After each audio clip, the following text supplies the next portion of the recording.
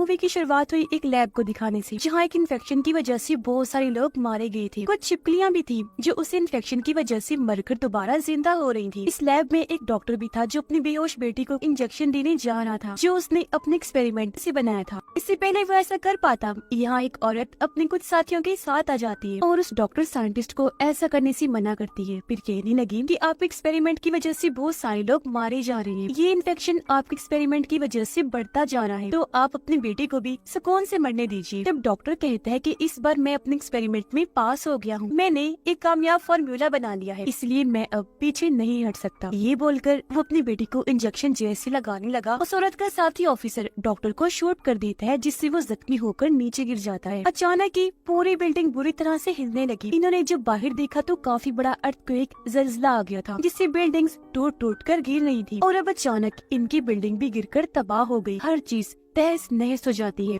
कहानी अब आ जाती है 3 साल के बाद, जहाँ उस अर्थक्वेक की वजह से शहर का बदतर हाल हो चुका था। कुछ भी नहीं बचा, न खाने के लिए कोई चीज और न ही पीने के लिए साफ पानी। इसीलिए सब लोग इस तबाह हुई जगह को बैडलैंड कहते हैं। यहाँ एक लड़का शिकार करने आता है जिसका नाम जीवन था। उसे सामने एक मगरमच्छ दिखता है, इसलिए जीवन तीर निकाल कर उसमें आग लगाकर मगरमच्छ पर निशाना लगाता है, जो बिल्कुल ठीक उसके सर पर लगा। लेकिन इससे मगरमच्छ को कुछ असर नहीं हुआ और अब वो तेजी से जीवन की तरफ हमला करने के लिए बढ़ने लगता है। तो अब जीवन गाड़ी में छुपकर अपनी जान बचाने लगता है, पर मगरमच्छ भी अंदर घुसने की कोशिश करने लगता है। इससे पहले वो जीवन को अपना शिकार बनाता, नामसन नाम का एक आदमी आकर मगरमच्छ को खींचकर बाहर निकालता है। उसे अपने हथियार से मार मार कर 2 हिस्से कर देता है, जिससे जीवन की जान बच जाती है। अब पता चला कि जीवन और नामसन तबाही के बाद से एक साथ रहते हैं। इस खराब सूरत हाल में ये दोनों शिकार करके ही अपने और दूसरों के खाने का इंतजाम करते हैं, जिस वजह से इनका नाम बैडलैंड हंटर्स पड़ जाता है। बस्ती में कई सारे लोग रह रहे थे जो खुद ही पानी को साफ करके पीने के काबिल बनाते हैं। इन्हीं में एक लड़की जिसका नाम ली था, वो अपनी दादी के साथ रहती थी। अब नामसन मगरमच्छ को काट कर उसका गोश्त लोगों को दे रहा था, जिसके बदले वो पैसे नहीं बल्कि पानी या कोई दूसरी चीज लेता है, क्योंकि इस दौर में पैसों की कोई अहमियत नहीं थी। ली स्केच बनाने में काफी माहिर थी। यहाँ वो नामसन के लिए एक स्केच बनाकर लाई हुई थी जो उसे बहुत पसंद आता है, इसलिए वो ली को काफी बड़ा गोश्त का टुकड़ा देता है। तभी यहाँ गाड़ी में बैठकर गुंडे आ जाते हैं, जो कुछ लोगों को अपने साथ ले जाने के लिए आए थे। वो जैसे ली को देखते ही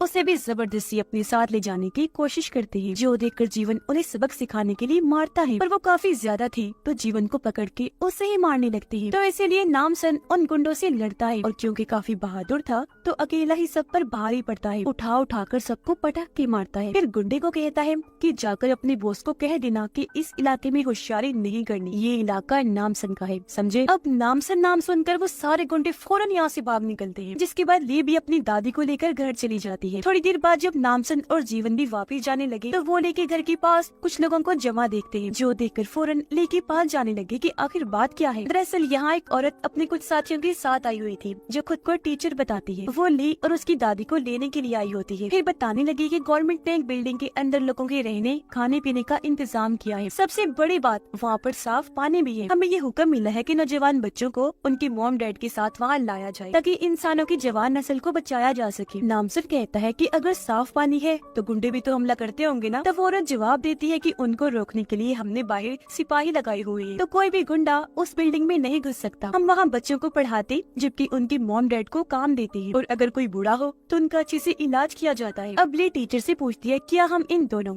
इन्हीं नामसन और जीवन को भी ले जा सकते हैं अपने साथ। टीचर ने जवाब दिया बिल्कुल नहीं, क्योंकि ये तुम्हारी फैमिली की नहीं है ना, इसी वजह से हमें सिर्फ फैमिली के लोगों को ही ले जाना है। नामसन ली को कहता है बेफिक्र रहो बेटा, हम तुमसे मिलने आते रहेंगे, तुम्हें वहाँ जाना चाहिए तो जाओ। तो जिसके बाद वो अपनी दादी को लेकर उन लोगों के साथ निकल जाती है। इन लोगों ने ली के अलावा और भी कई सारे बच्चों और उनकी मॉम डैड को चुना था। चलते चलते इन्हें रात हो गई। यहाँ ली की दोस्त भी थी, जिसके बाद जीवन नामसन दोनों शिकार करने के लिए बाहर चले जाते हैं। उधर पैदल चलने की वजह से ली की दादी काफी थक गई थी, उनके अलावा एक और बूढ़ा आदमी भी था। इन दोनों की हालत खराब हो जाती है, इसलिए टीचर कहती है कि आप दोनों को तो डॉक्टर की देखभाल की जरूरत है। कुछ दूरी के फासले पर हमारा एक मेडिकल कैंप है, आप हमारे साथियों के साथ वहाँ जाओ और आराम से रहो, आपका बहुत अच्छा इलाज किया जाएगा, बाकी आप दोनों को कल बुला लिया जाएगा। ली अपनी दादी के बगैर जाने से मना कर देती है। दादी उसे कहती है कि बेटी मैं कल आ जाऊंगी तो तुम जाओ इन लोगों के साथ, तो इसीलिए उसे मानना पड़ता है। दोनों बूढ़े लोगों को टीचर के लोगों के साथ भेज दिया गया, जबकि ली बाकियों के साथ आगे बढ़ जाती है। लेकिन कुछ दूर ले जाने पर ली की दादी और बूढ़े आदमी को वो लोग जान से मार डालते हैं।